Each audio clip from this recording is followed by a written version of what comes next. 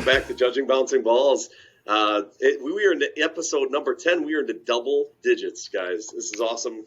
We've got an awesome guest tonight. So, Toby, I'm going to send it over to you. You get to introduce our guest. Yeah, it's good to be back after another week off. But I guess today my friend Jason Chaplin comes from the Preble district over in the east side of Green Bay. And Jason, how we doing? Good. How are you guys?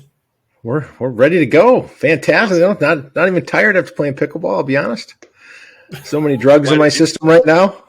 Why'd you lose right away? Is that why you're not tired? Let's not worry about losing. Let's worry about how I played. I played terrible. So nothing 14 Advil can't take care of. Okay, good. But I asked Jason to come on today. Jason's got a background of playing sports. He is also a fellow cheer dad.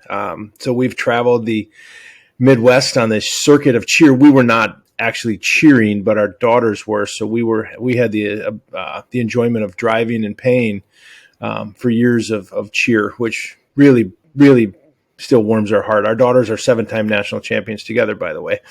Yep. Which is unbelievable. They don't give those out like candy. Yeah. No. Hello. Jackets and everything. Which you pay for. But no, Jason, why don't you tell us kind of your background in sports and what you played? Growing up in high school, I mean, I played baseball. I was terrible, but I could throw the ball. So I was good out in the field and terrible at bat. So my baseball career was very short-lived. I wrestled because my dad wrestled, but he was short and stocky, and I was tall and lanky. So not fun when I was wrestling guys half my height, but my same weight. They'd wrap me up in like a pretzel, but I did it for him. Played basketball, which was interesting. You know, back then there wasn't the AAU and the travel ball, but there was a dad that put a group of us together in 5th grade, and we traveled all over the state and played in tournaments, and it was a really neat experience. And I wasn't very good at basketball either. It's kind of more of a meathead. They just had me there to rebound. And one of our friends, you know, he was on the team as well. And at the time, he was the smallest guy on the team. He was like, I don't know, 5 foot tall. I started off as center, and by the time I quit, I was 6'2", but all these guys had passed me, and our friend Adam, I think he's 6'6" now. He just shot past all of us and ended up playing, I think, college basketball. But mostly, I mean, I played football all 4 years. I guess I was a decent player at football. That all started with Toby in the Bulldog football days. Kind of interesting story. I went there thinking I'm going to be a wide receiver. I want to be my dad's biggest. His favorite player was I think John Jefferson for the Packers. Oh, nice. So I'm like, I'm going to be that guy. I go across the middle and do all these things. And I was messing around after practice one day, throwing the ball around, and one of the coaches was like, "Hey, Chaplin, why don't you play quarterback?" I'm like, "Oh, I'm going to be a great receiver." I'm like, "No, I think you got quarterback." So I ended up playing quarterback. Speed. Yeah. So I ended up playing quarterback and ended up switching over to the defensive side, I think my sophomore year. Had a couple opportunities to play in college. Decided that I wasn't mature enough. It's one way to say it, to go to college. So I ended up joining the Marine Corps. And really that was, I coached, so it kind of ties into my coaching. So I coached Bulldog football before I left. And then I ended up coaching basketball while I was over there, just for something to do. So I was stationed over in Japan, so I got to coach some officers' kids. So can I interrupt you real quick? What is Bulldog football? You guys have brought this up a couple times. What is Bulldog football?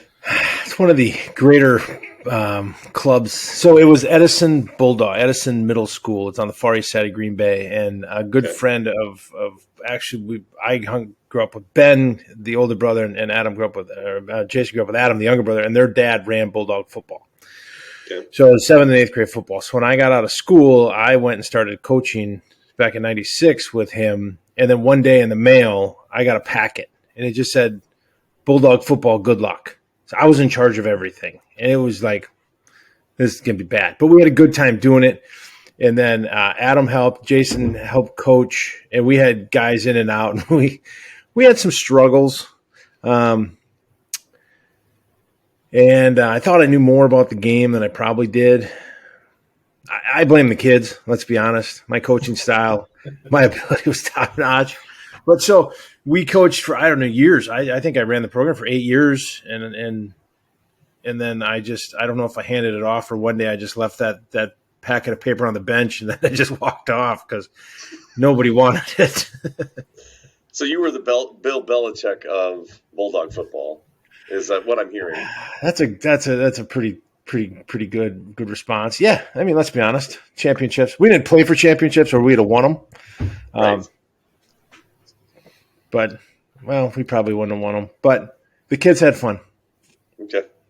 Awesome. So you said that's 7th and 8th, so that's not like youth football. That's actually like with the middle school then.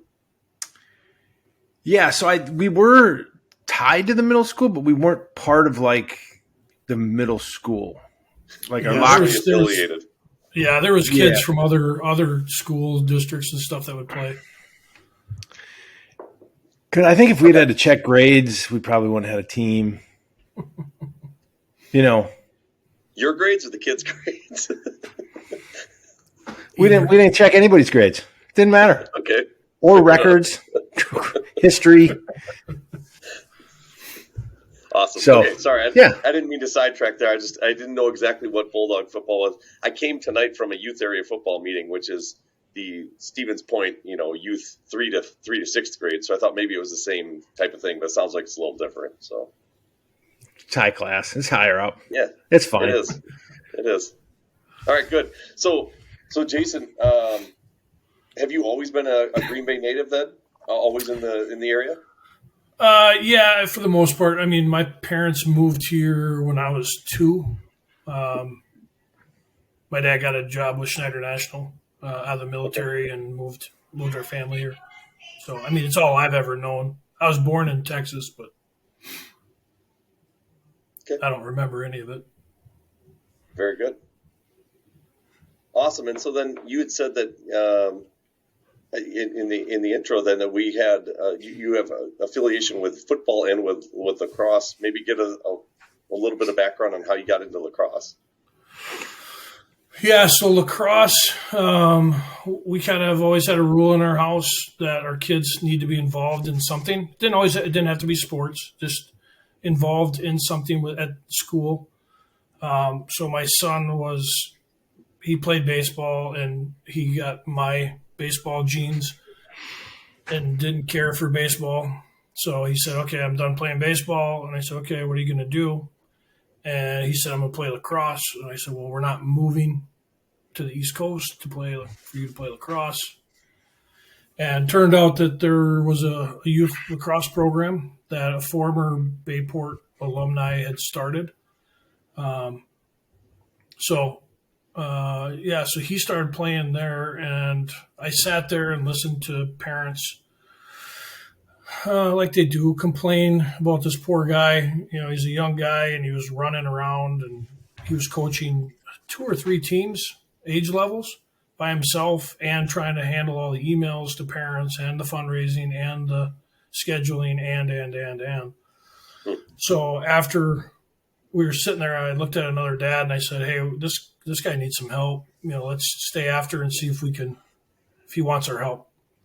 Maybe we can start a board and take all that administrative stuff off of him so he can just coach. So he was really grateful. We started a booster program there.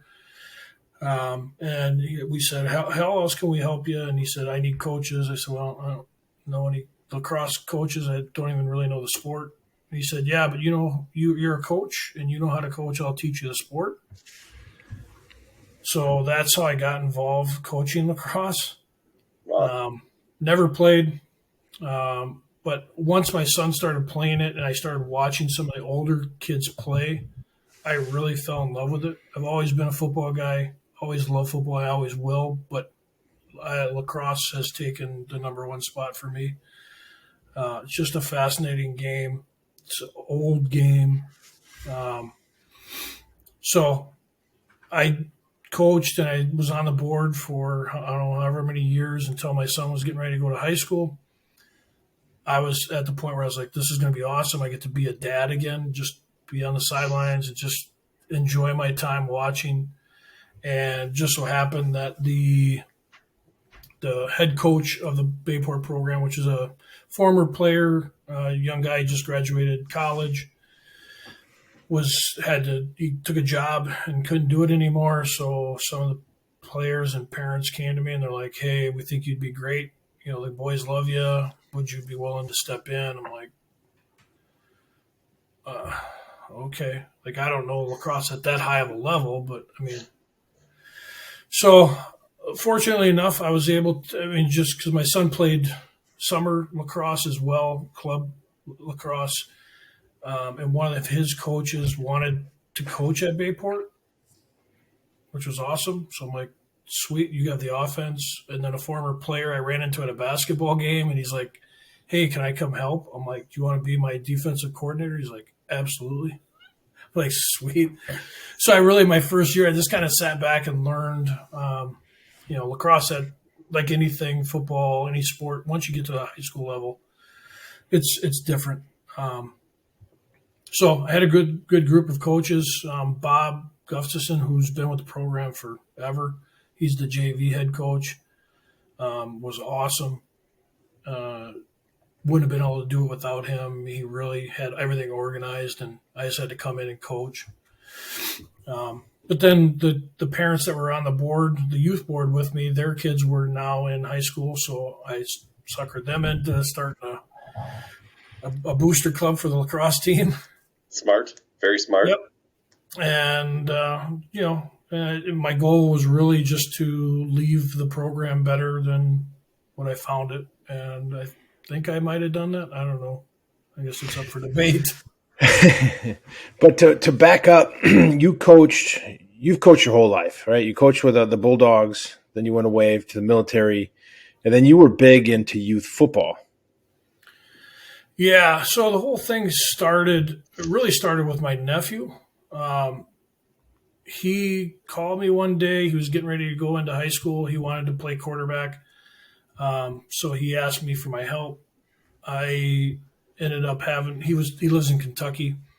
So I had him come up for the summer and go to a quarterback camp that's up here that I absolutely love, the Jeff Trickey quarterback camp, because they teach values as much as they teach the technique of the game.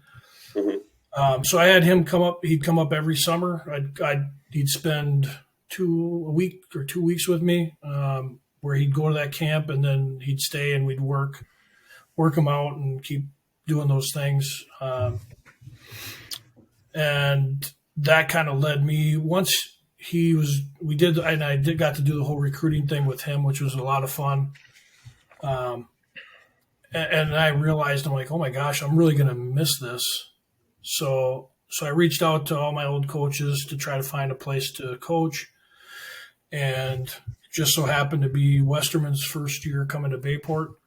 So I met with him, and I was lucky enough that he trusted me to be part of their coaching staff. I coached freshman football for 8 or 9 years, somewhere in there. And now that kind of, once I started doing the lacrosse thing and the football thing, it got to be a bit much, because I do have a daughter that, trying to make games and coach. And so I ended up walking away from football, which I still miss. I miss the coaches. I miss the players and all those interactions. But I get to watch my daughter now. Nice. You've coached and played. Do you find we talk a lot about club sports on here, and that it's kind of taken over high school sports, and football I don't think ever goes club per se because of the money and the dynamics of it. But you've coached now club lacrosse versus high school football. Do you see, are they at the same time, or do they interact? No. Okay, so you don't have that problem with the football kids. No, football is a fall sport. Lacrosse is a spring sport, except for the one COVID year where Bayport played in that spring season. Yeah, that was the only year that we had an issue, and all of the coaches, because we had some soccer. I think I had one soccer kid as well.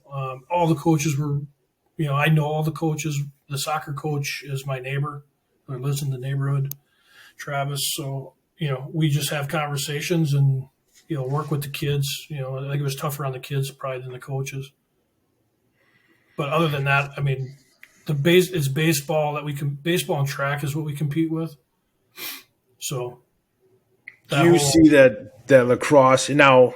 It will be a WIA sanctioned sport next year, correct? Next year, yep. Which is great. So do you think that being a club sport is that looked down on at a high school versus not a real sport per se, but like a sanctioned sport up until now? Like if a kid doesn't play baseball, right, and he plays lacrosse, does somebody go, why are you playing a club sport when you could be playing baseball? Yeah, I mean, I think there was some of that, and I think it's more from a parent perspective than it is from the kids, right? Kids are kids. They want to have fun. They want to hang out with their friends. And if their friends are playing lacrosse, they want to play lacrosse, or if they're running track, they want to run track. Yeah. I think it's the parents more that look at it and go, I don't know what the sport is. It's not sanctioned. A lot of what I got for feedback when I first took over, and I was surprised, was I had a lot of parents that were concerned about their kids playing because they didn't believe they were regulated the same. And that was a place for kids that were trouble kids to go play and, this and that. And so, I mean, it was a little bit of some of the parents I talked to, I'm like, you guys know me. I mean, we check grades. We do all the same things to be eligible that any other sport does. But I think there's still some of that. I remember in high school, baseball wasn't at the high school level wasn't sanctioned by the WIAA. I think it was maybe my sophomore or junior year. And all those baseball guys played whatever. It wasn't school sponsored. And it was the same kind of thing. It's like, well, why aren't you running track instead of playing fun baseball? It's not serious because it's not high school. Well, that's your opinion, right? Right. What does it mean for lacrosse that it will be sanctioned? Like, what is the value of that gold star they're going to give you? I think it's good and bad. I've talked to a lot of coaches over the years. I mean, this has been an ongoing thing for, I think, quite a while, well before I started coaching. And depending on who you ask, you get varying opinions. I think the structure of the WIAA will be helpful to it. Right now, the WLF board is kind of made up of representatives from teams, which can lead into what's perceived as favoritism towards certain clubs and those type of things. So I think having the WIA run it will take away some of that. I know some of the downside from some of the coaches that have played in the past. They look at it and say, well, this is a sport that, now we're going to have a teacher that doesn't know the sport trying to coach the sport, and are the players going to get the most out of it? I would tell you I'm a good example. I think, my time as a coach, we had 4 successful seasons. I never played the sport. but I was good at organizing and holding kids to standards and teaching them life lessons. And then I had guys that knew the sport around me to teach the fundamentals. So me personally, I think it's going to be a really good thing for the sport. I think it, makes it real for some parents that, okay, now it's WIA, now it's a real sport. In Wisconsin, I mean, we're behind and we're always behind in a lot of things, but, most of the states around us already have sanctioned lacrosse and have for a few years now. So I think it's a positive, and the more structure that you can add to a sport and take away some of the chitter chatter of parents, then the kids can just sit back and enjoy being part of a team and being part of a sport. What did Jason, you find easier to coach, football or lacrosse? And I'm not talking like you're like, because you knew the game of football. I'm talking about like the interaction from the parents. Versus, like I always found rugby was great to coach because nobody knew what the heck was going on. It's a little different because I was the head coach for lacrosse. So, I take the brunt for all of our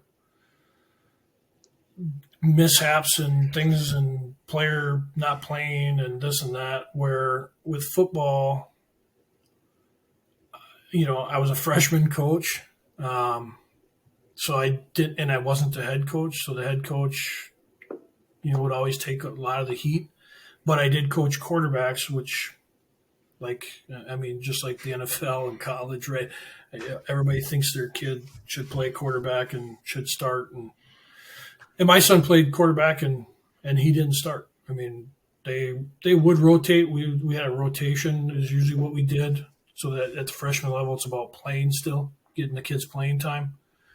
But, there was always an ongoing joke every season that I was the dream killer because you had kids that never played football or played, I don't know, in the backyard, and they thought they were a quarterback, and, they're really, you're looking at them, you're like, you're going to be an awesome tackle at some point, but quarterback, not so much. So I don't know. I mean, I don't know that either of them was easier than the other. I would tell you lacrosse and the lacrosse community seems to be more fun. Like even practices are more, there's more fun in practice, I would say. Not that it's any less serious. It's just you're not banging the entire time. And, I enjoyed kind of, and probably because I was the head coach, so I could kind of set the tone of, okay, hey, today we got to get to work. And then the next day, hey, we're going to play some games. They're still skill-based, but we're going to have a little fun today and those type of things. But, I don't know. I really enjoy coaching. I love interacting with, kids and helping them with life lessons and those type of things. And I had an opportunity to do both in both sports. So, we always talk about the good story, the parent coming off the sideline. So, any issues in football? Because you coached football for a long time. I mean, you've seen your share. We talk about equipment and how these kids would show up and they would be just dog terrible, but they would have the greatest gift or the greatest gloves, everything. So I'm sure you've seen your fair share. Yeah, I have quite a few stories, but we did have one parent. I'll try not to be too specific, but it was a while ago. We had A and B games because we had that. We had big school, so we had basically two schedules. And we told all the kids, hey, you're probably not going to play in this A game because we're going to have you start in the B game. We told all the kids that. They were aware of it. And we had a mom and a grandmother chase us down after an A game. And they're like, who's the coach? And we're sitting there grabbing subs, and we just point at the head coach, and we just ran on the bus, and we watched them just sit and just badger him, and he's trying to explain, hey, he's starting tomorrow. So that was an interesting one. We got a good kick out of that one. We laughed because we were hiding on the bus, but yeah, I mean, I had, those, you're right with all the equipment. The gloves was the one that always drove me crazy. And I think, Jeremy, you talked about learning how to catch with just your hands before you use gloves. When I heard you say that, I'm like, instantly thought of, because one day I made all the receivers take their gloves off because they weren't catching the ball anyway. So I'm like, take your gloves off, throw them over there. I said, we're going through the whole practice without gloves on. And again, I try to have fun with the guys. So I took a cooler to one practice, and I would dunk balls in it because I knew it was going to rain for our next game. Nice. So I wanted the quarterbacks to learn how to throw with a wet ball, which is, it's completely opposite of what you'd think. You'd think you want to grip harder, but in all actuality, you want to kind of let up on your grip a little bit. And then getting the receivers to try to catch wet balls with bare hands. And I said, if you can catch it with bare hands, when you put your super sticky gloves on, you should not have a problem. So the guys had fun with it, and they thought it was pretty hilarious. I invented because we got a lot of baseball pitchers that end up being quarterbacks, but they have a different, right? Their stride is really long off the mound, and playing quarterback, it's not. It's a six-inch step towards where you're going. So I had some guys that, they would overstride, drop their hips, throw their head up. So I had a clip that I would clip to their helmet and their chest pads. So when they try to throw their head back, it would catch them. The guys got a kick out of that, but because it's almost like using the bull with the nose ring. Yeah, and I thought about it, and I'm like, gosh, I remember a coach yelling at our kicker one day, and about keeping his head down. And he said, if you don't keep your head down, I'm going to tie your face mask to your nutsack. Getting your point across. Yeah. So I was trying to figure out, how do I keep their chin down over their front leg? And so that clicked in my head. So then that's why I ended up making that little contraption. I wonder if you'd have been my coach when I was freshman quarterback. I probably would have went somewhere. I threw a rocket. The arm strength was there. I'm telling you, Toby, I think you probably Brady would probably be breaking your records right now. I didn't want to say it, but I feel if I'd have been maybe a tad taller and skinnier, maybe a little more speed, I think the talent would have been pretty hard to combat. So I really have a feeling I would have been a dream crusher. I'm like, hey, Toby, have you heard of the position of guard? I should have been left out, actually. We're going to play left guard. But hey, can you hear Jeremy? Can I hear Jeremy? Yeah. Yeah, apparently Toby can't hear me. Can you see him? I can see you and hear you. You're a little bit quieter than Toby. Oh. But I just figured it was that fancy microphone. Hey-o. All right. So maybe I don't want to step on Jeremy's toes because he always has some good questions. I'm trying to get a hold of him by phone because I can't see him, but it's tough without our studio. It's being remodeled right now. Yeah, I hear you. No, I can hear and see him. So. Oh, good. I didn't know if you had any questions for you. I've been kind of taken over. Got a lot to talk about. Uh-oh. But now he's gone. No, that's all right. And then when you gave up football, right, spend time with our daughters, because that's the main focus, because they take up a lot of our time. Volleyball, and you're a volleyball dad. Volleyball dad, soccer dad. And you have an amazing chair for the bleachers. There he is. Hey. And I would like to. I'd like to get a chair like that because I think it's comfortable. To be honest with you. It is. It embarrasses my wife that when I come walking up the stands with this thing off my back that's ginormous. But I like to be comfortable. You do look like a Sherpa climbing Mount Everest, but it is awesome. Bag of popcorn in a backpack. I will tell you, every soccer game that I've been at, or soccer match, whatever they're called, I haven't figured out the lingo yet, but it is the talk. It's the talk of the town. Everybody wants to know where I got it. I think my next one I'm going to get is going to be the heated one. What's the name of this? I don't know. It's just it folds in half, and then it's got backpack straps. But it's got arms. It's got arms. I'm a little bit too fat to fit in the arms. It pushes on my hips. For a normal sized person, it'd be nice to have armrests. I.e. Jeremy. Right. Right. I'll have to look this thing up if it's that good. That sounds like a pretty nice product. It is not. I've sat in it when he went to get popcorn one time, and it was nice. Every time I leave it, I come back and it's warm because somebody else is sitting in it. That's awesome. Well, I'm sorry I was away. I tried. When I left, I was so worried that you guys were it was going to end everything. So that's why I was so reluctant to not. But I'm glad it works now. So, Toby, I'm glad you can see me. Yeah. No, I didn't really have too many questions. Toby, you kind of hit on the one that I wanted to ask, and that was obviously coaching football and lacrosse a little bit different.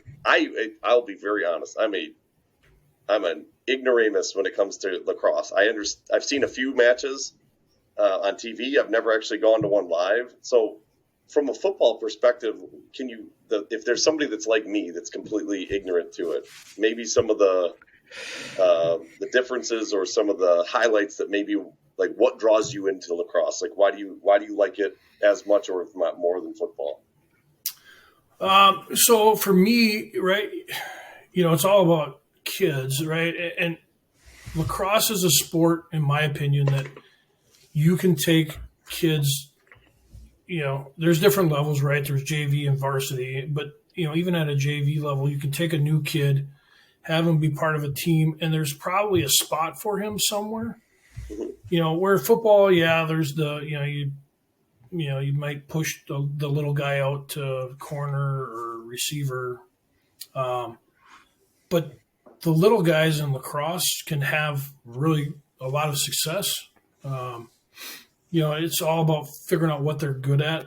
And I always talk to parents and they're like, well, he's played soccer his whole life. Well, that means he's going to be really good at picking up ground balls because soccer players, the ball's always, they're dribbling it between their legs. And that's where you need the lacrosse ball when you pick up a ground ball. Basketball players, a lot of the offense is very similar to basketball where you're picking and rolling and setting screens, coming off of a screen, catching and shooting. Football, especially for linemen, the footwork is like pass blocking, playing defense. You're stepping back and trying to give ground, but also pushing back on them. One of the defensive coaches at Bayport, had talked to me about some of the lacrosse players, and having them play corner, just because of the footwork, and bailing and chasing and those type of things, staying in the hip pocket and those type of things. So it's kind of neat that he had been watching film on Hudl, watching some of our players and the correlations between the sports. But yeah, I mean, if you're a super fast kid, and you can pick up a ball and take off running with it, you have an advantage there. If you're a big, stout kid, you can play in the middle on defense, and somebody comes across the middle, you can kind of light them up a little bit. It's not as violent as football, but there is violence in it. which I think is attractive, right? I mean, we like the big hits. I like them, at least I do. I like the big hits in football. I enjoy watching people get decleated. I was at a lacrosse tournament. I think my son was maybe in 6th grade. He was running down the sidelines, and some kid just straight up decleated him. I mean, completely horizontal. Wow. And I started cheering. Because it was just amazing. It was super clean hit. I mean, it wasn't dirty, and my son popped up and chased the kid down, and he turned back into him, and he leveled him. I was like, 2 super clean hits, and it was just a lot of fun to watch. It's not as common as football, Sure. but there are big hits, Okay. especially once you get into college. I mean, it gets a lot rougher. But funny you mentioned the transition to cornerback. I think for our football team, most of our lacrosse players were cornerbacks. Now that I'm thinking about it, or they were in the secondary on defense. So I think you're correct. There's probably a pretty decent transition for, how you run next to a guy, stay in their hip pocket, track a ball, all that stuff. I think it translates pretty well. Yeah, and it's that whole speed of swiveling your hips, watching their hips, and being able to run with them. You don't know where they're going, so you got to just stay with them. So it's a lot of fun. It's fast paced. It just once the ball, they do the face off, and it doesn't stop. You're subbing, similar to hockey. That's the sport I forgot to mention. So it's really similar to hockey as far as the hand-eye coordination and being able to sub on the fly.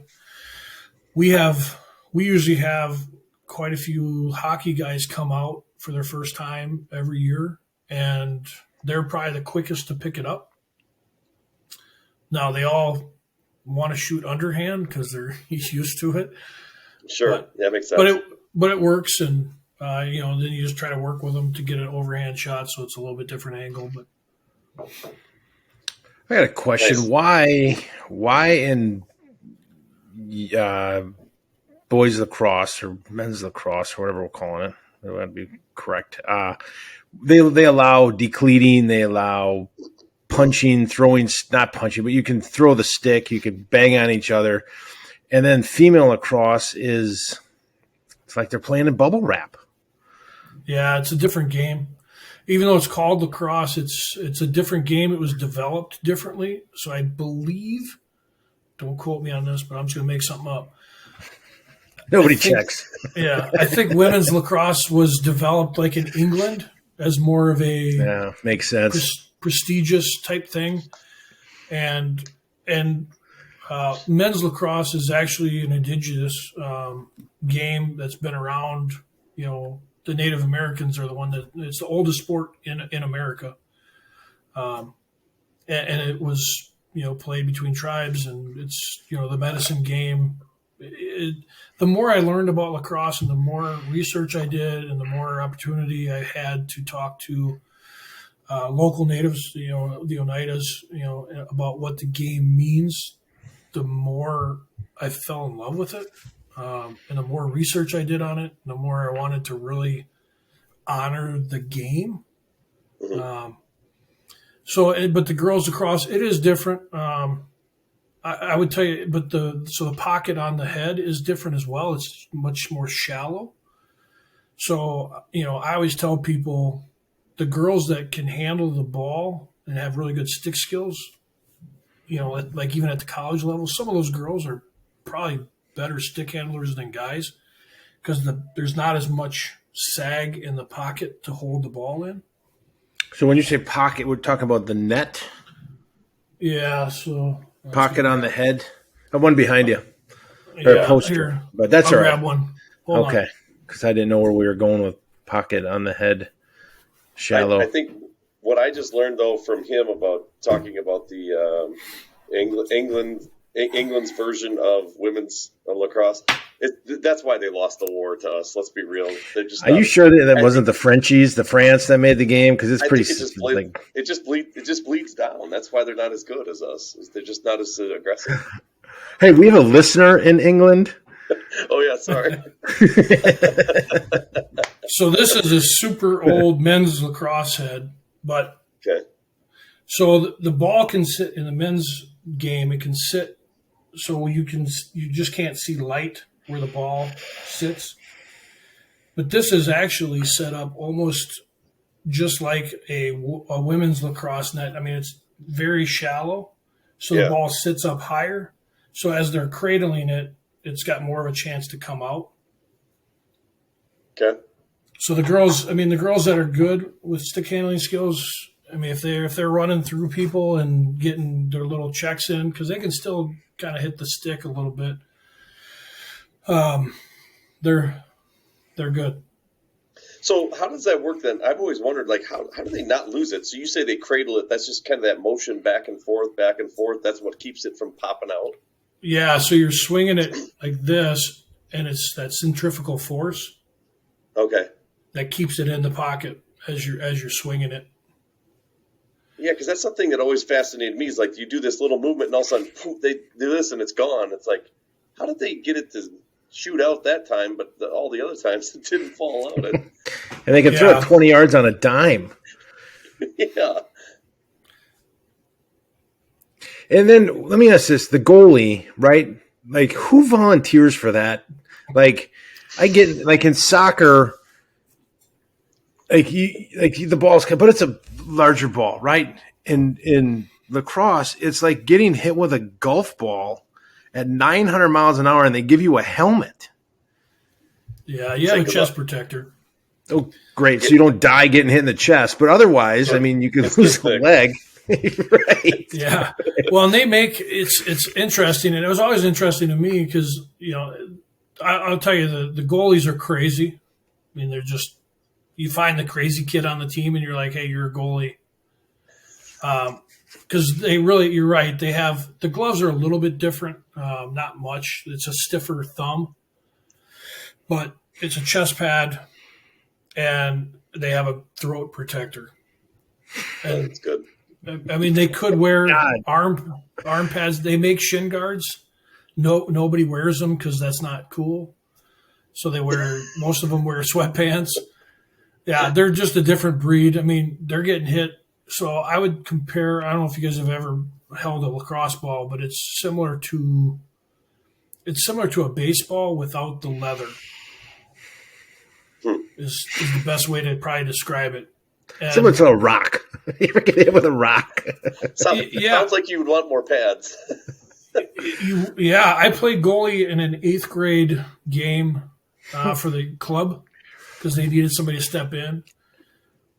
I'll never do that again. I mean, I had bruises all over me.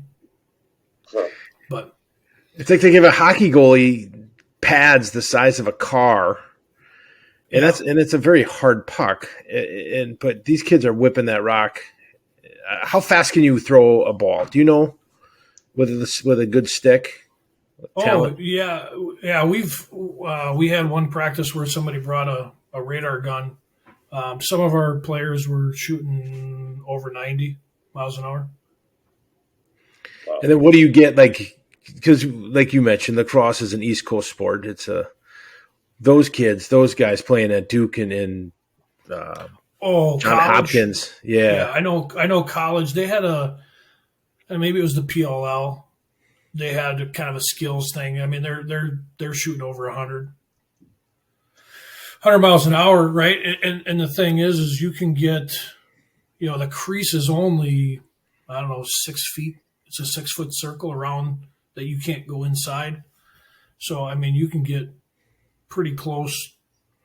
Now, the closer you get, the more defenders there are, and you're probably going to get rocked if you rip a shot.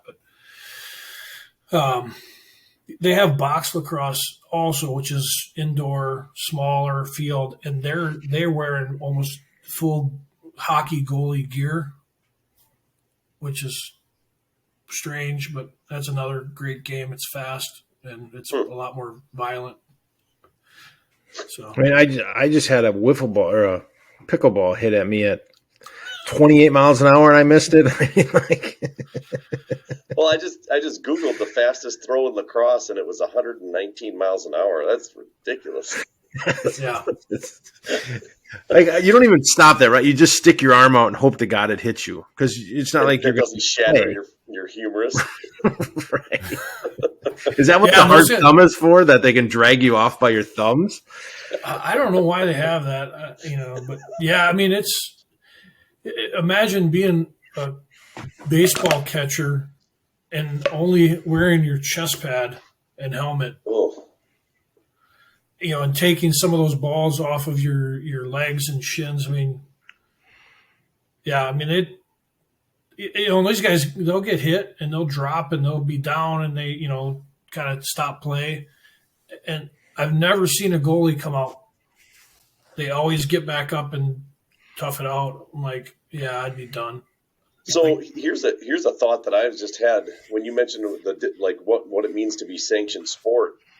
Does that mean now that they're going to say you have to have shin guards on your legs because it's a WIA sport from a safety perspective? Because, I mean, that's a big deal in football. They make you pull your pads up. They make you wear a mouth guard. I mean, you got to have all the stuff or they'll kick you out of the game. Yeah, I don't think so because it's not technically required in lacrosse to wear shin guards. Huh. No. What's required on the field is gloves, elbow pads, which the guys will put the elbow pads on and they'll slide them up here so that they're on because they don't want to wear them. Mouth guard, obviously, for concussions.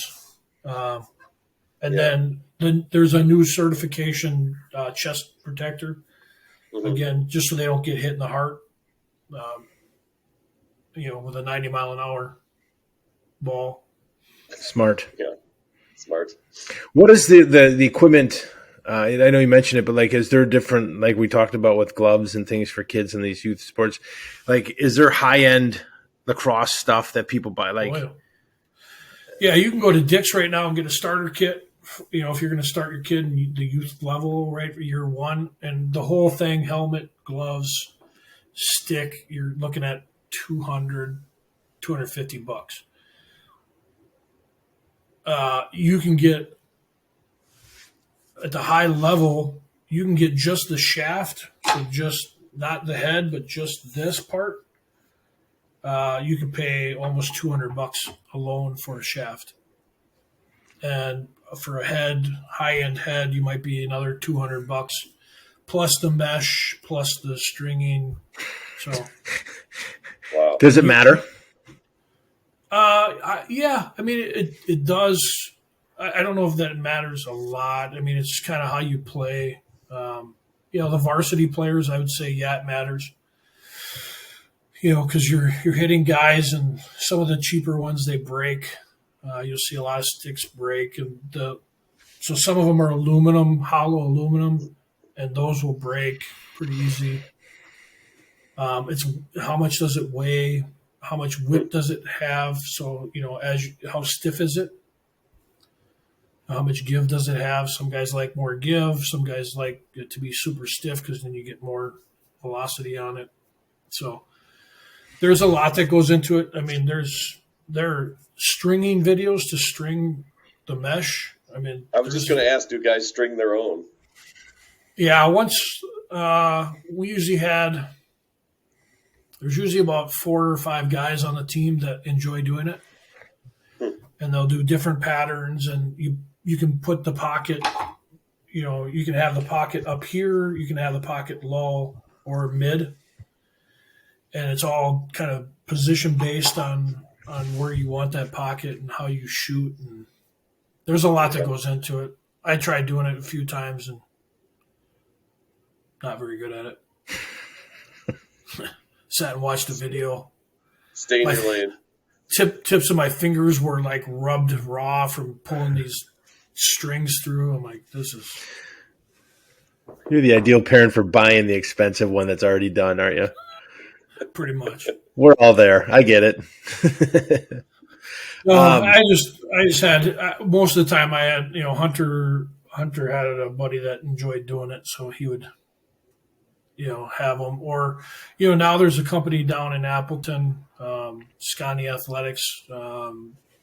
Eric Marsh is the coach. He coached at Appleton for a long time. Now he's with Nina, but he started a company. He does hockey and lacrosse stuff, and he'll string, and it's kind of a nice deal. He's got a net there, so the guys can shoot, and then they can make small adjustments to the stringing so that it's how they want it. So pretty good deal. Business for everything. Yeah. Man. Like you guys were talking indoor facilities, and I mean the money we spend on new sports, it's crazy. Yeah. When you came through, when your son was a junior, is that the first time that you really thought about him playing college, or not you, but his thought of playing college lacrosse? No, I think probably by the time he was in probably freshman year was when I knew he was kind of losing interest in football, and he was in love with lacrosse, and he started talking about wanting to play in college. So luckily for us at the time, because I knew kind of the old school way of putting together your own tape and cutting it and sending it out to coaches. The club that he played for, Team Scotty, had a deal with that NCSA, so it was part of your registration fee. So his freshman season, he started making tape and had it on that site and started working on those conversations with coaches and stuff. There's a multitude of ways to get recruited. What were your thoughts on the NCSA versus cutting tape, calling and emailing yourself? I think the NCSA thing is as good as you make it. If you're willing to put the time in to it, it gives you access to emails and phone numbers of coaches. I would say, if you have a D1 athlete, it's probably not going to help. There's not a whole lot of D1 coaches on NCSA searching for guys, other than maybe some of the lower tier D1. And I'm just talking about lacrosse. I don't have any experience with any other sport for NCSA, but it's like a lot of things. You get out of it what you put into it. So I went that route. For some of it, there's some other links. I was on an app that was just coaches, so it was college coaches and high school coaches, where I could send film directly to college coaches. That worked out pretty well as well, because coaches would call and ask about the kids, and then I did. We had a kid that I thought had the potential of playing D1. So we went the old school route and put tape together, and I sent out, I don't know, I think it was somewhere around 40 emails to 40 colleges, trying to get them looked at. But some of the schools, it's all different, and I would say it's different based on the level that you want to play. The D1 schools, you kind of really, it's tough, especially coming out of the Midwest, unless you're willing to spend the money and go to some of these showcases but you got to be very specific, right? You got to know that at that showcase, a coach from Virginia is going to be there. And you want to make sure that you've made contact with that coach prior to going there, letting them know, hey, I'm going to be at this showcase or at this tournament out on the East Coast or whatever it is. Otherwise, the only way they're going to find you is if they happen to be watching another kid that they've already recruited and they see you do something against them. You mentioned you were sending tape. Is the norm today, and you've been on the high school side, is the norm today for the coach to really help the cause, or is it to come down to the player,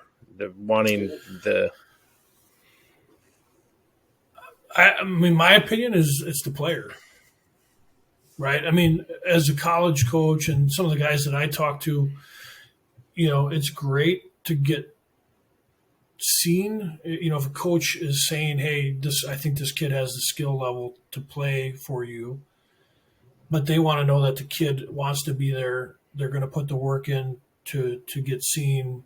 They don't really care about talking to coaches as far as my interactions.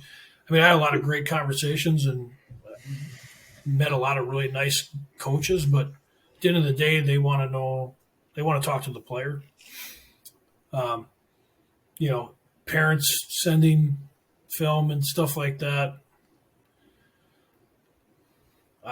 Again, from the coach's standpoint, they're going, well, great, I bring this kid in, and now his parents are going to be the ones emailing me and calling me and talking to me, and I need this kid to be self-sufficient in college, not have his mom or dad, calling me because he's sick and he can't make practice or something. So next thing you know, you got the Renas in U.S. men's soccer. Right. So that's a good point, though. That plays a big role. The parent who has gotten their kid everywhere, drove everywhere, and all of a sudden they're doing all the work, and a coach might just say, "I don't want the headache." Yeah. Yeah, I mean, it's the conversations I've had with college coaches. It was actually pretty interesting. I mean, I still remember the first call I had. I was so nervous because I didn't want to screw it up for this kid. So I have all three of my screens open with stats and all of this stuff, GPA, height, weight, lifts, what benches and all these stats. I'm like, I'm going to overwhelm this guy. He's going to be so impressed. He didn't care at all. He said, hey, coach, I looked at the film. I think, this guy's got some skill. Really interested. Here's some questions I have for you. And this became a common theme with the coaches. So I actually rebuilt my coaches, conversation talking points. So I was prepared. How is the kid in the classroom? How is the kid on the team? And, how does he interact with his teammates? How does he handle difficult situations? How does he treat his family? And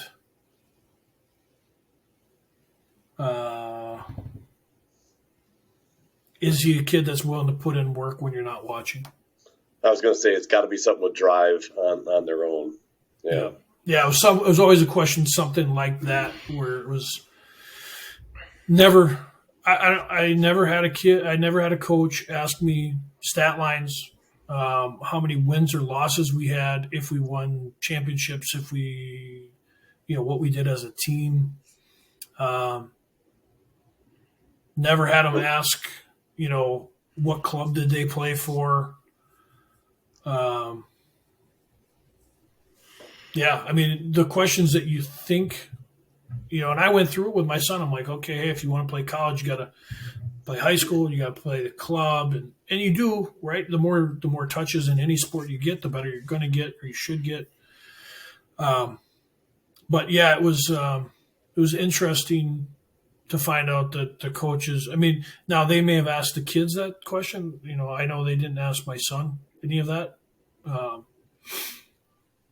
They just didn't care about stats. It didn't mean it really. And probably part of it's on the film, so they know. Right. Yeah. But that's still crazy. You put all this work in, and you think you think it all matters. But at the end of the day, when they see 10 films from 10 different kids, I'm sure all 10 can play. So what sets you apart, right? I mean, is your dad have a killer podcast that can talk nicely about people? I mean, that could come into play one day. I don't know. World renowned.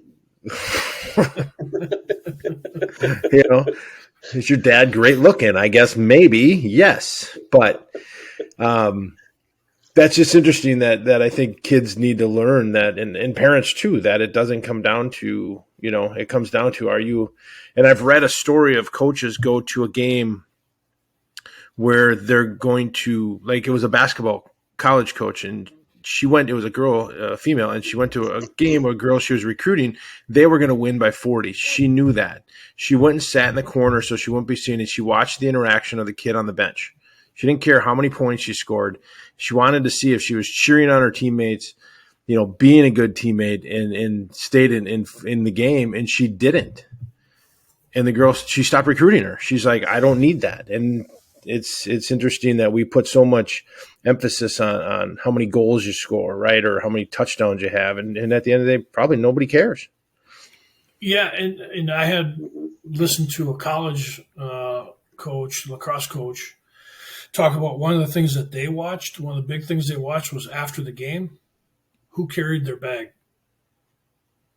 He said if the kid carried his bag and then went over to his parents and tried to help his parents pack up the chairs and all that stuff and carry some of that, or was he a kid that was going to have his mom or dad carry his bag because he just played and he was tired? He said kids that didn't carry their own bag, he said, I don't want them. Well, I'm done carrying my kids' crap. Yeah, he said it tells me about their character. What about a dad that has a chair that has a backpack? I mean, it's pretty snazzy. I think you hit on it though, and it's so interesting if you could get it through to these high school athletes, because I'm around them all the time, and they are so hung up on their stats and how that stat is going to get them to the next level, I hear these stories from so many other recruiters too that they don't. Yeah, they care. I mean, it kind of opens the door, but they're more worried about who you are as a person and all those little intangibles, because they can find anybody that can put up big stats. It's finding somebody that can do all the other stuff. They're motivated by themselves. They don't have to be, motivated by somebody else. They good teammates, good people, good parent, good kids. It's just interesting because the kids themselves don't see it that way. They think it's all about the stat that gets them somewhere. Yeah, another interesting thing was when they talked to me. I did talk to one coach about film because I was asking. I said, what do you want to see from film on this guy? Because we have Hudl, and so like I can have him pull together clips of whatever you want to see. If you didn't see something in the film he sent. And he said, it's funny you asked that. He said, I just had a kid. He said, he's probably a good kid. He's probably a good player. I mean, he scored a ton of goals in some state or whatever and, had a pile of assists. He's like, but what they did was they zoomed in on him every time he shot. He's like, I couldn't see the rest of the field. He's like, so I don't know. He said, because to me, scoring is great, yes, and everybody needs to score, but I need to see what that player is doing off ball. Ball in my offense is more important than what you're doing with the ball. He said, so the biggest thing I can tell you is, whatever he wants to send me, one, give me the big picture. And he said, and the number two thing, because this kid was an attack, he played attack, which is just an offensive side of the ball. He said, I want to see the effort plays, because there is a little bit of defense when you're switching possession. He said, I want to see the effort plays. Does he chase the guy all the way down as far as he can? Does he continue to work to try to get the ball back? What does he do in space? It was all those type of things, which were interesting to me because, again, when you think of a highlight, you think of somebody zooming in on Aaron Rodgers throwing the football, and then the next thing you see is somebody catching it. But they want to see the whole field. I would imagine it's probably similar to soccer. Mm-hmm. What's your son or daughter doing off ball? Yeah. So you're that wing player on the other side. You want to see. Then let's say the goal happens between the other half of the offense. What are they doing on the other side? Are they moping or are they still giving 100%? Yeah, what are they doing? Yeah, and when the ball's going the other way, are they hustling back to try to help, or are they hanging their head? Yep. Now, when you had your son and interested in the next level, when do you start? Like, how do you decipher, because everybody's D1, right? When they're freshmen, everybody's going Oh. D1. I mean, it's Everybody- inevitable. Everybody should go D1 anyway. Right. So once you get to, and there's got to be somebody that's honest with you saying, listen, we can chase the dream, but the dream ain't chasing us. So when do you start to say, all right, maybe D2, D3? Because where did Hunter end up? At what college? So he's out in California at Concordia University of Irvine, which is currently a club program, but they're going Division II next year. So they're MCLA Division I this year. So they play, it's not NCAA, but they play like BYU, Cal Poly, USC, Arizona State, like big football names. But they're going D2. So that's where he landed, was D2. And there were some D3 schools that were also interested in him as well. So, yeah, I mean, so that conversation, again, I mean, I'm, as much as I've been called the dream crusher, I think it's probably about sophomore year, right? Especially boys and girls are a little bit different, but, boys are still developing.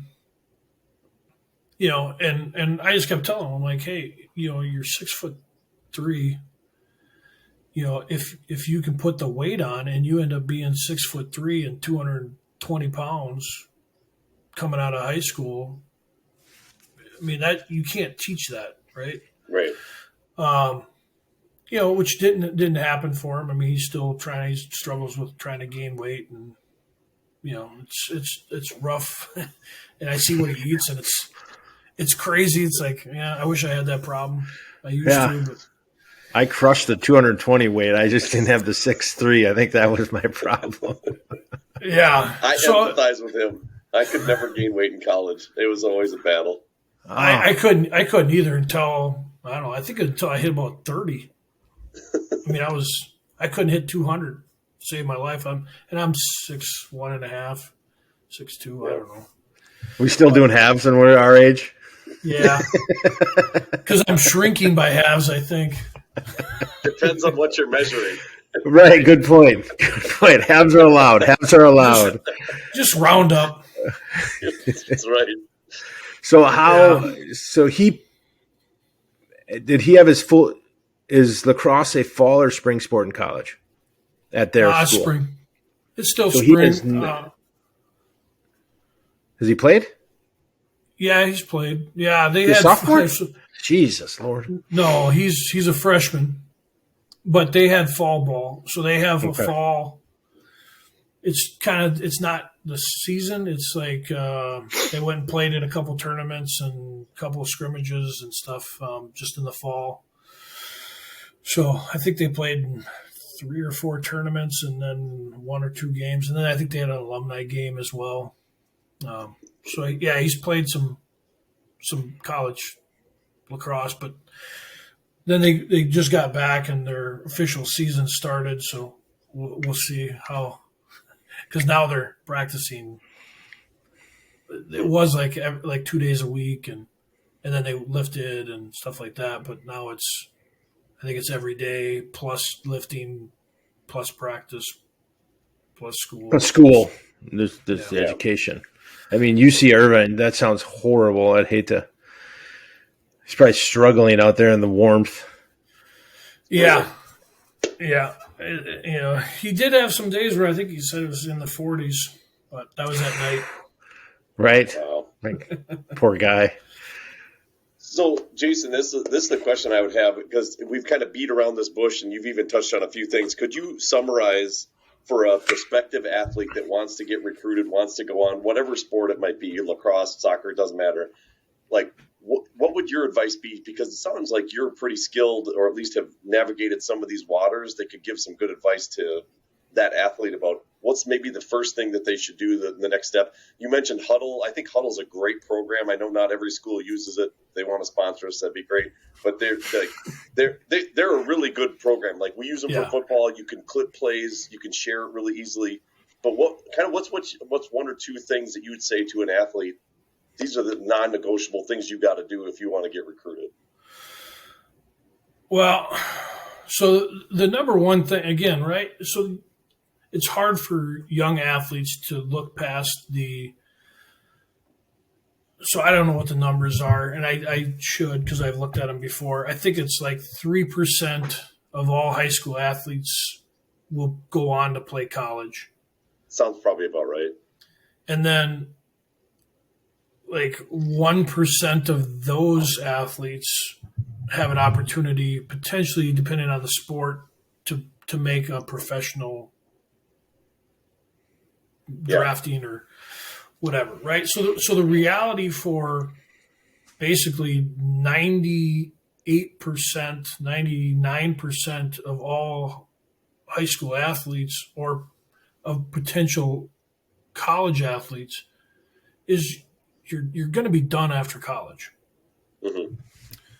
So the big thing I told my son was, I said, you can chase a dream and you can do all that, but you have to understand what you want to get out of it. And the number one thing should be a degree. That's why you're going to school. So pick a school that if you had a major injury and you weren't able to play anymore, that you would love to be at that school. So, don't go somewhere and pick a major that you're not really interested in just so you can play D1 lacrosse, and then 4 years you have a degree that you'll never use and you're not going pro. So, that's the first thing I'd say, is understand, what you want to get out of school. You don't have to say, oh, I'm going to be a doctor or a teacher or whatever, but have a general idea and make sure that a school has enough options for you that you're interested in. The next thing I would say is, right, so my son's out in California. I kind of knew from an early age that he wanted to get out of Wisconsin. Nothing wrong with Wisconsin, colleges. They're great. But, where do you want to be? Do you want to stay in state? Do you want to be out of state? And start to narrow the search. The younger people, maybe it's, you have 20, 25 schools that you're interested in. And then as you get older, you start narrowing that down. And by junior year, it should be, at most 10 schools that you're interested in. I read a book, and actually there was one of them. They called it the broken leg test. And it was exactly it. If you get hurt, does that university fit your need to stay there? And that's interesting you bring that up. Yeah. Yeah. So then, then it gets into, the film portion of it, and again, as much as it's good, and I'll use lacrosse as an example, or I can use soccer, it's good for them to see every goal you scored. But eventually a coach, after 10 goals, they're going to be like, right. Okay. Right. So make sure that you add in the effort plays, those type of things. I would tell you the other big thing is, the days of, unless you're going to Georgia or Alabama or one of the top football schools for football, Division I, your grades are a huge part of it. The D2 and below, you have to have the grades. Because what they're going to do is look at their budget and say, okay, I have X amount of dollars that I can give. D3 doesn't give money, but right, they have grants and different things. So they're going to look at it and say, part of my budget, I have Toby and Jeremy, and they're both good players. Toby's got a 2.0 and Jeremy's got a 3.5. Oh, I appreciate the 2.0 though. Yeah, you're welcome. I was going for a stretch. I always gave you a 3.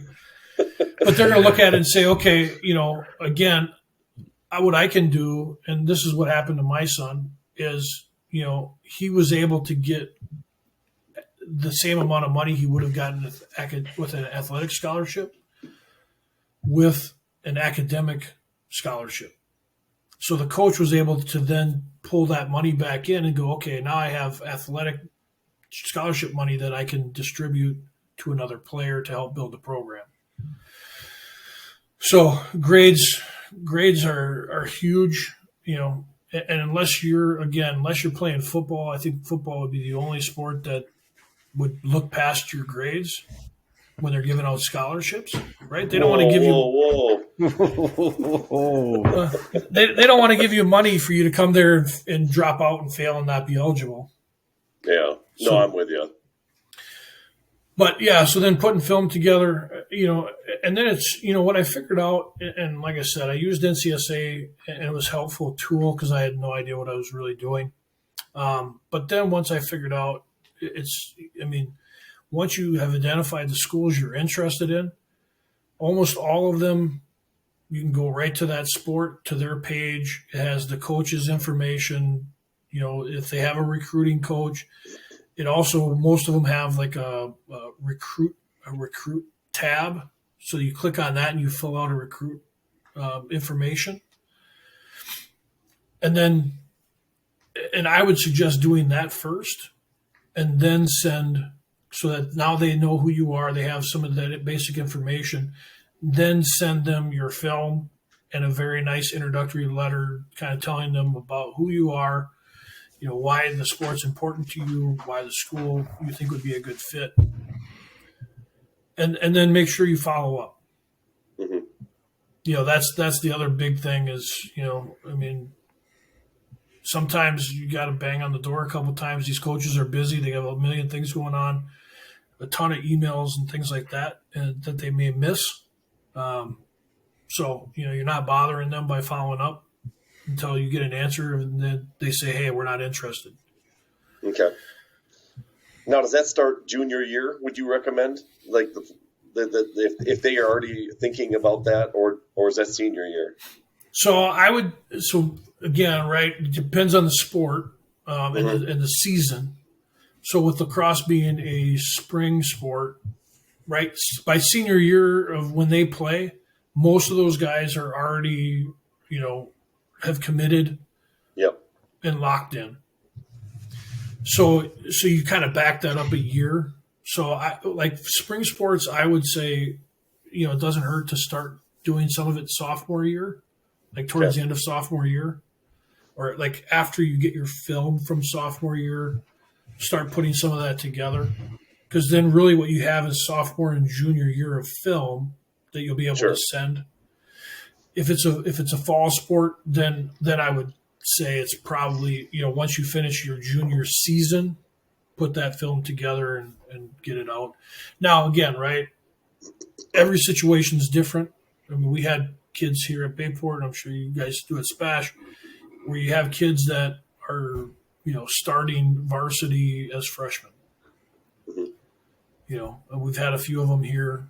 And so, again, that's a different situation. Those are different types of athletes. But, once you start playing varsity, I think is probably the right time. If you're actually playing, it's like my son was on varsity. My son was on varsity freshman year, but he was the second line midfield, third line. He got quite a bit of playing time, but like any game, right? Once you get in crunch time, you're going with your starters and trying to ride it out. But so when you're getting significant playing time, and if you have good film and enough of it to put together, right? You don't want it to be super long, probably around 5 minutes of film. Anything more than that, you're going to lose a coach. They're not going to watch all of it.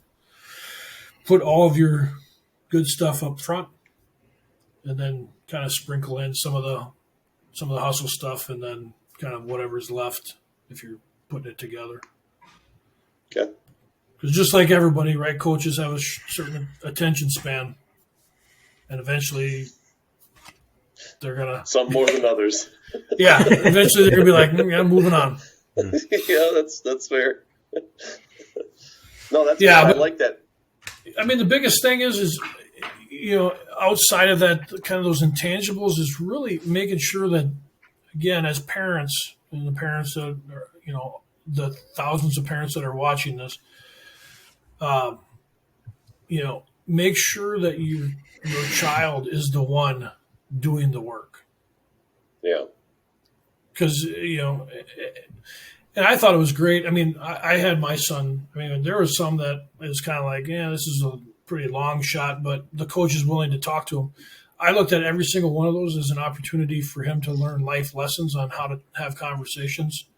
Mm-hmm. I remember the call that we had with a school that wasn't interested. They finally, he badgered them. They called and said, hey, we really appreciate your interest, but, you're just not somebody that we're looking for. We don't think you'd fit with us, but we really wish you well. And, it was hard and it was tough to, watch that. He was pretty sad about it because that was one of the top schools he wanted to go to. But after getting through the whole process, he's like, hey, it all worked out how it was supposed to. Mm-hmm. So. No, I like that. I think it has to be on their terms. There's way too much, whatever you want to call it, helicopter bulldozer parents. We got to get out of the way. And so parents listening to this, you got to step back and let your kid do it. Because in the end, if you do it for them, and let's say you're successful and you get them into a place, what if they didn't really want it? And next thing you know, they're Absolutely. not committed.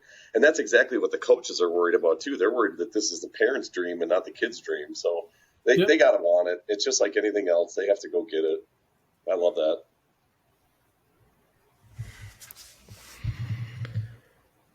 But that kind of wraps up everything that I wanted to ask you. I appreciate you coming on and talking about that, because it's one of the things that we're trying to get to with even the podcast. Is, we discuss everything from our experience on Soccer Dads to everything, but just hearing that recruiting side, because we'll get there. We're a year out if our daughters even want to attempt to play in college. And Jeremy's got other kids that'll come through the system, but.